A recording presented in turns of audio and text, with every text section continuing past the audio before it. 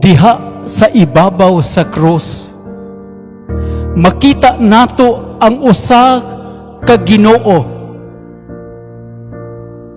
who stretched out His hands so widely.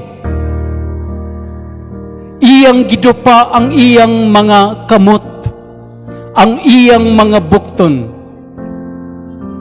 og ingon og iyang gigakos ang atong tanan nga mga pangutana, og iyang giusa sa iyang kusog nga pagsinggit sa pagingon, Amahan ko, nganong gibiyaan mo ako?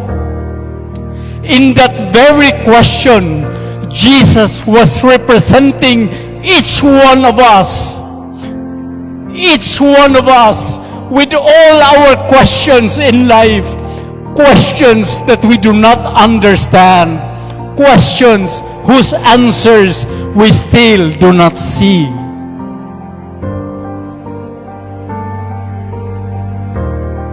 Og diha sa pagsinggit ni Jesus, the Father was silent.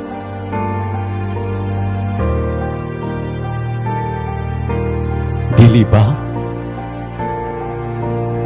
Mauusab kini ang atong kasinatian. Daghan kita kipangayo sa Ginoo. But many times, this God remained silent. And we feel abandoned. Ingon og ang Dios wala nagpatalinghog kanato. It is as if we feel that this God does not care about us. But the silence of God does not mean He does not care for us. God is silent because He listens.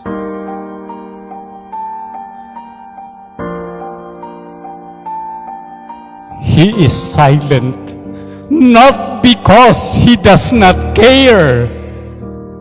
He is silent because He listens to our questions. And in listening to our questions, He enters into our pains. He enters into our agony. He enters into our suffering. Og iyang gidawat ang atong tanan nga mga kasakit. Og iyang gibati kini. Og iyang gihimo nga iyang kaugalingon.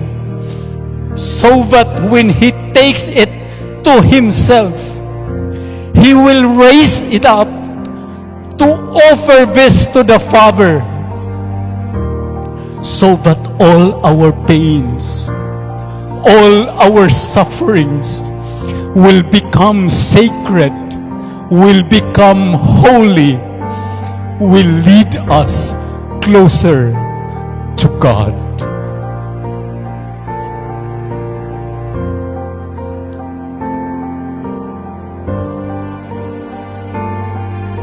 This is the beauty of Christian suffering. All our sufferings, when offered to God, when offered to Jesus, and Jesus offers this to the Father, it is being sanctified. Our sufferings will lead us closer